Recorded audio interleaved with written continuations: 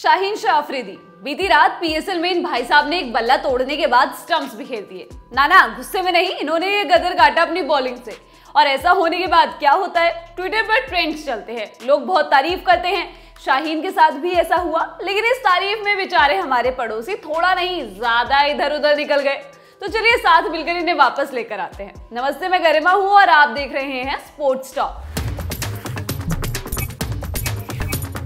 शुरू करेंगे सुर्खियों से। पहली सुर्खी, मेग लेनिंग की कप्तानी में विमेंस ऑस्ट्रेलियाई टीम टी20 वर्ल्ड कप 2023 की चैंपियन बन गई है। इस जीत के साथ लेनिंग सबसे ज्यादा 5 बार आईसीसी खिताब जीतने वाली कप्तान बन गई है। इस लिस्ट में नंबर 2 पर रिकी पॉन्टिंग है, उनके नाम 4 आईसीसी ट्रॉफीज है। नंबर 3 पर 3 ट्रॉफीज के साथ एमएस धोनी है। विमेंस ऑस्ट्रेलियन टीम का क्रिकेट में अलग ही दबदबा है। इस टीम ने 7 वनडे, 6 टी20 वर्ल्ड कप के साथ एक कॉमनवेल्थ गेम्स का गोल्ड मेडल भी जीता है। दूसरी सुर्खी, बुल्गारिया के सोफिया में 74वें Strandja memorial international boxing tournament में भारतीय बॉक्सर्स ने 8 मेडल अपने नाम किए। रविवार को खत्म हुए इस टूर्नामेंट के आखिरी दिन भारतीय मुक्केबाज गोविंद कुमार साहनी, अनामिका और अनुपमा ने सिल्वर मेडल जीता। इससे पहले एस कलेवानी, श्रुति यादव, मोनिका, विश्वामित्र चोंगथम और सचिन को ब्रॉन्ज मेडल मिला था। तीसरी सुर्खी है विमेंस प्रीमियर लीग से। डब्ल्यूपीएल के शुरू होने से पहले एक और टीम ने अपने कप्तान के नाम का ऐलान कर दिया है। गुजरात जायंट्स की टीम ने ऑस्ट्रेलियाई बल्लेबाज बेथ मूनी को कप्तान चुना है। वहीं भारतीय ऑलराउंडर्स ने राणा टीम की उप कप्तान बनाई गई हैं। बेथ मूनी ने टी20 वर्ल्ड कप 2023 में ऑस्ट्रेलिया के लिए सबसे ज्यादा रन बनाए थे। वो डब्ल्यूपीएल की दूसरी विदेशी कप्तान है। इससे पहले यूपी वॉरियर्स की टीम ने एलिसा हीली को अपना कप्तान बनाया था। चौथी सुर्खी, wrestling federation of India WFI के अध्यक्ष ब्रज भूषण शरण सिंह के खिलाफ यौन उत्पीड़न के आरोपों की जांच चल रही है। इस मामले की जांच के लिए इंडियन ओलंपिक एसोसिएशन और खेल मंत्रालय ने जांच कमेटियां बनाई हैं और इन कमेटी में शामिल एक व्यक्ति पर गंभीर आरोप लग रहे हैं। विनेश फोगाट ने बिना नाम लिए ट्विटर पर अनुराग ठाकुर को टैग किया और कहा कि मामले की जांच कर रही दोनों कमेटियों में शामिल एक मेंबर पहलवानों की यौन उत्पीड़न से जुड़ी शिकायत के तथ्य लीक कर रहा है, इसलिए इस सदस्य को तुरंत जांच कमेटी से हटाया जाना चाहिए। अब नंबर दिन की बड़ी खबर का, तो इस बड़ी खबर की शुरुआत करते हैं। फरवरी मार्च का महीना है। पड़ोसी मुल्क में इस वक्त पीएसएल खेली जा रही है, पाकिस्तान सुपर लीग। इस लीग में पाकिस्तान के तेज गेंदबाज शाहीन शाह अफरीदी लाहौर कलंदर्स की कप्तानी करते हैं। रविवार 26 फरवरी की रात उन्होंने पेशावर जालमी के खिलाफ शानदार गेंदबाजी की। अपने स्पेल के 4 ओवर में शाहीन ने 40 रन देकर 5 विकेट चटकाए, जिसमें सबसे ज्यादा चर्चा है उनके स्पेल के पहले 2 ओवर की पहली 2 गेंदों की। इन 2 गेंदों पर उन्होंने एक बल्ला तोड़ा और एक स्टंप्स का नुकसान कर दिया। दरअसल पेशावर जालमी लाहौर कलंदर से मिले 242 रन के लक्ष्य का पीछा करने उतरी। शाहीन ने पहले ओवर की पहली गेंद इतनी तेज फेंकी कि मोहम्मद हारिस का बल्ला टूट गया। नया बल्ला मंगाया गया। हारिस फिर स्ट्राइक पर थे। इस बार शाहीन ने परफेक्ट यॉर्कर के साथ स्टंप्स उखाड़ दिए। उखाड़े ही नहीं बल्कि उसके भी 2 टुकड़े कर दिए। उनकी इस गेंदबाजी की मदद से कलंदर्स ने मैच को 40 रन से जीत लिया।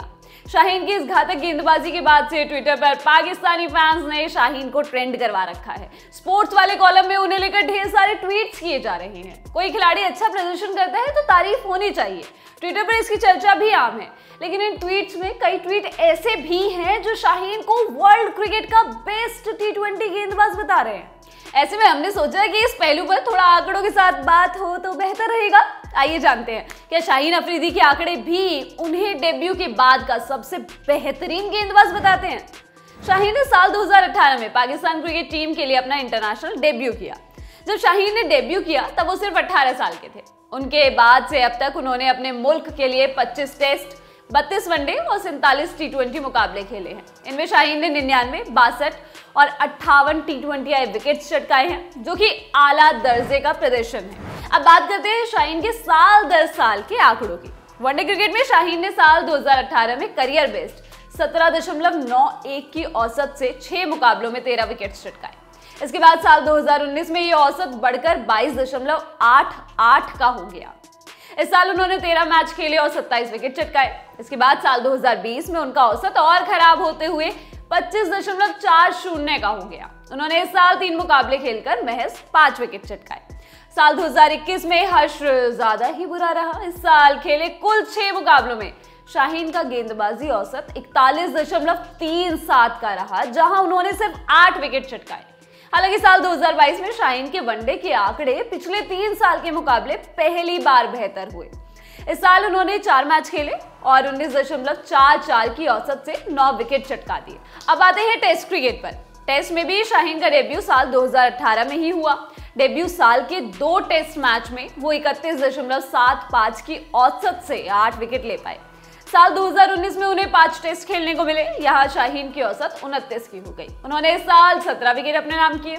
2020 का साल शाहीन टेस्ट में तो बिल्कुल भी याद नहीं करना चाहेंगे, क्योंकि इस साल उन्होंने फिर 5 टेस्ट खेले और 36.14 की औसत से सिर्फ 14 विकेट चटकाए। ये उनके करियर की सबसे खराब टेस्ट औसत भी है, लेकिन 2020 के सबसे खराब साल के बाद 2021 में उनके करियर का बेहतरीन साल आया। इस साल उन्होंने 9 मैच खेले और 17.06 की बेमिसाल औसत से 47 विकेट अपने नाम किए। जबकि साल 2022 में एक बार फिर उनका गेंदबाजी औसत 31.30 पर पहुंच गया। साल 2022 में उन्होंने 4 मैच में 13 विकेट अपने नाम किए। वनडे और टेस्ट के बाद अब बात उस फॉर्मेट की जिसमें शाहीन को बेस्ट गेंदबाज कहा जा रहा है। शाहीन ने T20 फॉर्मेट में डेब्यू साल 2018 में 7 मैच खेले और 11 विकेट चटकाए, औसत 18.45 का। 2019 में 3 मैच में 3 विकेट, औसत 28.33 का। 2020 में 8 मैच 8 विकेट, औसत 29.37। साल 2021 में सबसे ज्यादा 21 मैच और विकेट्स 23, औसत 26.04 का।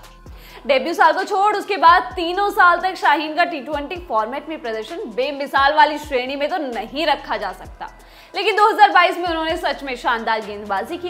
इस साल शाहीन ने 13.53 की औसत से 8 मुकाबलों में 13 विकेट अपने नाम किए।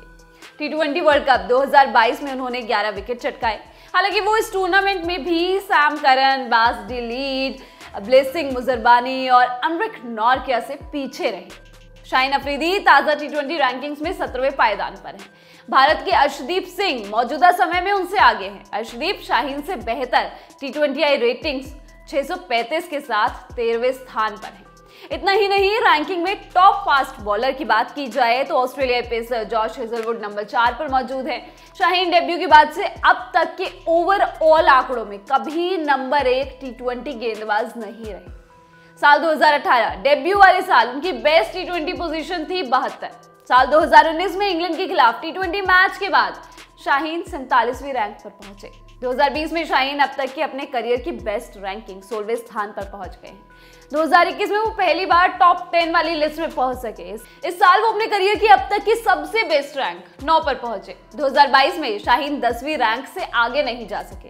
शाहीन ने T20 क्रिकेट में साल दर साल अपनी रैंकिंग और गेंदबाजी में सुधार किया है, लेकिन ये कहना पूरी तरह से सही नहीं हो सकता कि वो मौजूदा दौर के सर्वश्रेष्ठ T20 गेंदबाज हैं, क्योंकि अगर पिछले 2 साल के T20 आंकड़े भी उठाए तो साल 2021 में टेस्ट प्लेइंग नेशंस वाले फास्ट बॉलर्स में मुस्तफिजुर रहमान ने सबसे ज्यादा T20 विकेट्स चटकाए हैं।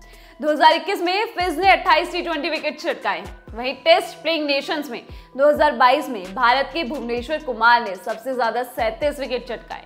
2022 में तो भुवनेश्वर नहीं रही, अर्शदीप ने भी शाहीन से ज्यादा 33 विकेट अपने नाम किए, जबकि भारत के ही नहीं खुद पाकिस्तान के हारिस रऊफ भी शाहीन से आगे रहे। रऊफ ने साल 2022 में कुल 31 विकेट अपने नाम किए। शाहीन दुनिया भर के तेज गेंदबाजों को टक्कर देते हैं, इसमें कोई शक नहीं है, लेकिन जब बात आंकड़ों की आएगी तो शाहीन को अपने स्टैट्स और कई गेंदबाजों से बेहतर करने होंगे। आज के शो में बस इतना ही। ये शो आपके लिए लिखा था विपिन ने। स्पोर्ट्स से जुड़ी खबरों के लिए आप देखते रहिए ललन टॉप स्पोर्ट्स। शुक्रिया।